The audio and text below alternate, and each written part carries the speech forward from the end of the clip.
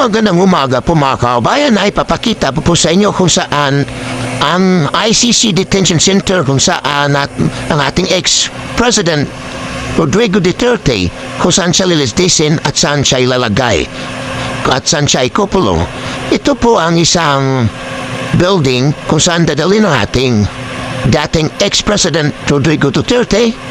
Makikita niyo po ayan, yung nakasulat na yan po ang building na yan.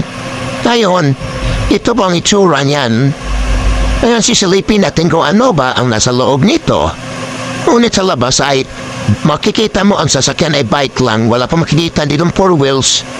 Ayan, ito po ang pangalan niyo. Basahin niyo ang pangalan na to. Ayan, dyan po siya i-detain dating ex-president Duterte. Eh ngayon, ito yung sa loob nito. May mga locker. Tapos, ito po ang kwarto kung saan dadalhin ang ating dating Pangulo. May isang higaan lang, may isang bintana, may hanging cabinet, tapos may lababo, single lang.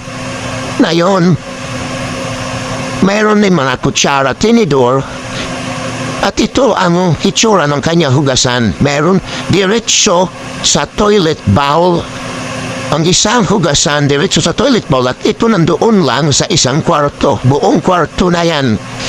Kompleto na yan sa isang kwarto. Wala man lang room na private para sa CR. Ngayon, ito naman kung gusto kang makipag-usap sa kanya, bumisita sa kanya kung anak ka man o attorney niya, dito po ang bisitaan niya.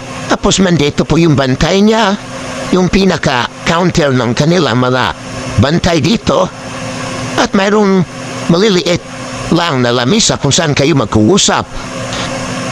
Ngayon, dito na tayo sa kabilang banda.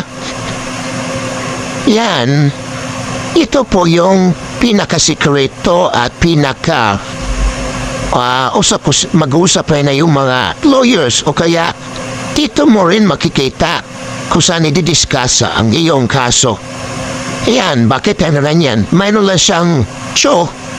Ayan. Maraming salamat po at ati pong hintayin na lang ang susunod na paglilitis na ating ex-president Rodrigo Duterte. Thank you for watching and please subscribe and follow Romel Legalic Hammer Arlem TV Biyahe.